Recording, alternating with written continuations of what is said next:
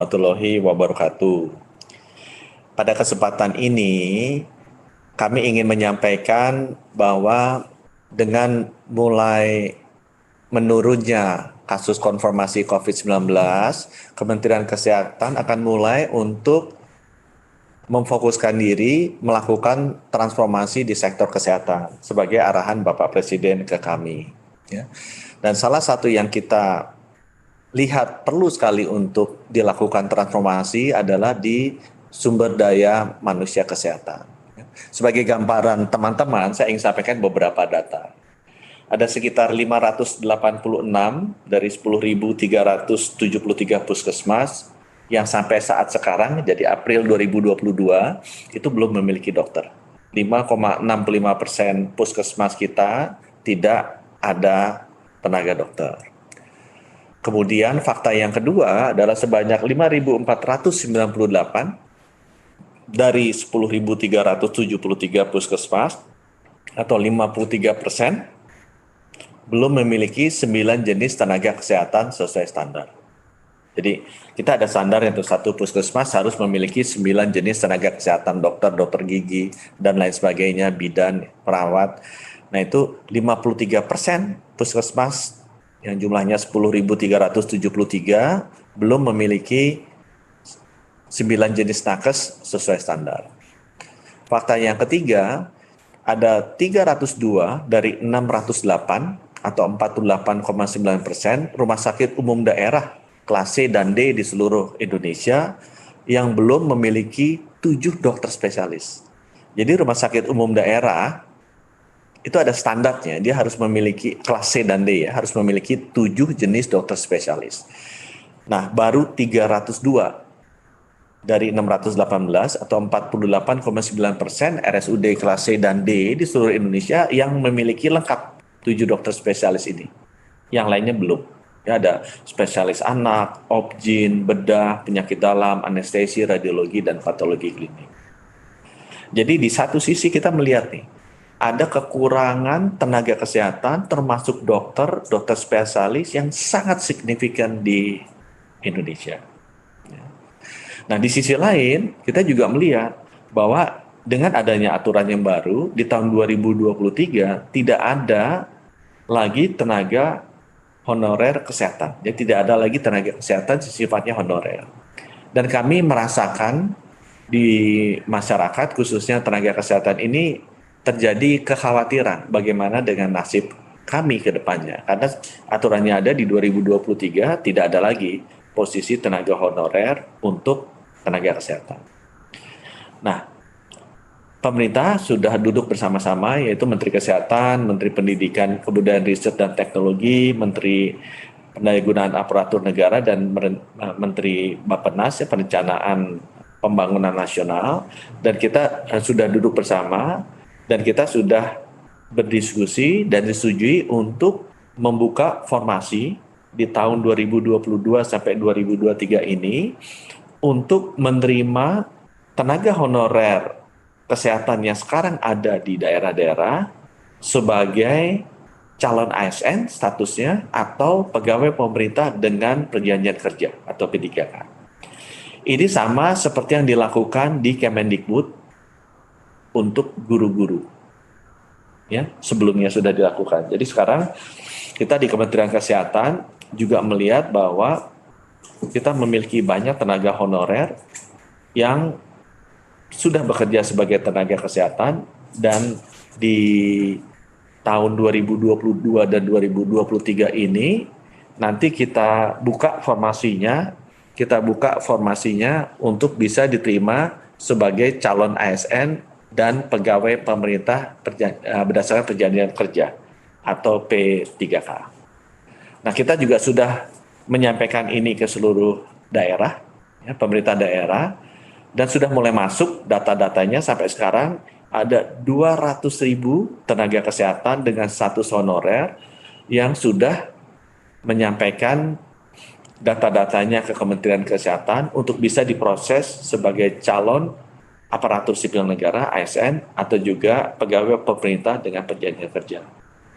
Jadi pada kesempatan ini kami ingin menyampaikan untuk para tenaga kesehatan honorer yang berada di seluruh Indonesia agar bisa lebih tenang karena masa depannya sudah bisa lebih jelas, dan tolong segera melakukan pendaftaran melalui pemerintah daerah, dinas kesehatan masing-masing agar segera bisa kita proses sebagai calon ASN dan juga P3K, pegawai pemerintah dengan perjanjian kerja. Karena memang sekarang sudah dibuka di tahun 2022 dan 2023 kita sudah mendapatkan formasi untuk ini ya, sama seperti yang pernah dilakukan sebelumnya untuk guru. Mudah-mudahan dengan demikian pengisian sumber daya manusia tenaga kesehatan di seluruh provinsi, seluruh daerah akan bisa terpenuhi dan juga memberikan ketenangan bagi para tenaga kesehatan honorer sekarang untuk bisa menyelesaikan puasa di bulan Ramadan dan juga bisa mudik dengan lebih tenang lagi. Jangan lupa untuk langsung mendaftar. Terima kasih. Wassalamualaikum warahmatullahi wabarakatuh. Terima kasih Pak Menteri. Izin melaporkan Bapak media yang ada saat ini ada Kompas, ada Suara Karya, ada Media Indonesia, Kata Data, dan Viva. Rekan-rekan media silakan untuk bertanya, bisa juga dengan raise hand atau kalau ini juga menulis di chat. Silakan diberi kesempatan untuk bertanya bagi rekan-rekan semua. Izin Pak Menteri, belum ada yang tanya Pak, belum ada yang raise hand. Oh, ada satu Bapak dari Intan, dari Harian Kompas. Apakah ada target berapa tambahan tenaga kesehatan yang akan direkrut pada tahun ini, dan jika ada berapa daerah prioritas untuk distribusi tenaga kesehatan? Silakan Pak Menkes. Kita akan konsentrasi nih Intan untuk bisa memformalkan ini yang sudah masuk 200.000 lebih ya. Jadi tenaga kesehatan yang sudah bekerja sekarang sebagai tenaga honorer di seluruh puskesmas dan rumah sakit di Indonesia, sekarang sudah 200.000 lebih yang mendaftar ke Kementerian Kesehatan agar bisa kita proses, bisa menjadi calon ASN atau juga pegawai pemerintah dengan perjanjian kerja atau P3K. Jadi kita akan konsentrasi ke yang ini dulu sebelum merekrut yang baru. Karena mereka ini kan sudah terbukti kerja dengan kita, ya, kerja dengan kita. Nah, sudah berapa lama juga mereka sudah berbakti buat pemerintah daerah maupun pemerintah pusat, dan mereka yang akan kita prioritaskan untuk bisa diformalkan, direkrut sebagai calon ASN atau P3K. Terima kasih Intan. Dan itu 200.000 lebih ya, lebih dari 200.000. Iya Pak, daerah prioritas distribusi tenaga kesehatan ya Pak ya. Kemudian teman-teman, monggo silakan bisa raise hand, selain juga menulis di chat. Rekan media, mumpung ada Pak Menkes dulu, Pak Menkes yang nerangin langsung. Ayo, monggo silakan. Dari Suara Karya ada, dari Jawa Pos juga ada ini, silakan. Dari Viva. Oke, dari Jawa Pos Pak, artinya 200.000 ini tidak ada seleksi tulis lagi ya Pak? Ini ada proses seleksinya, nanti di sini ada Ibu Ade ya, Dirjen Tenaga Kesehatan. Ibu Ade bisa bantu nggak Ibu Ade? 200.000 ini prosesnya seperti apa? Silakan Bu Ade. Ya. Izin Pak Menteri. Jadi memang nanti setelah kita mengumpulkan semua data, maka Menpan akan membuat petunjuk teknis bagaimana perekrutannya. Memang ada tetap melakukan proses penilaian, evaluasi tulis, tetapi ada poin khusus prioritas untuk teman-teman yang sudah menjadi honorer dengan masa bakti tertentu sesuai dengan juknis yang akan segera diberikan oleh Menpan RB. Demikian Pak Menteri. Ya, terima kasih Bu Ade. Ada tambahan Bapak? Nggak cukup Bu? Ya, dari Iqbal Pak, dari Media Indonesia. Dari jumlah tersebut paling banyak nakes di bagian apa ya Pak, dokter atau sebagainya, dan bagaimana pemenuhan nakes di daerah?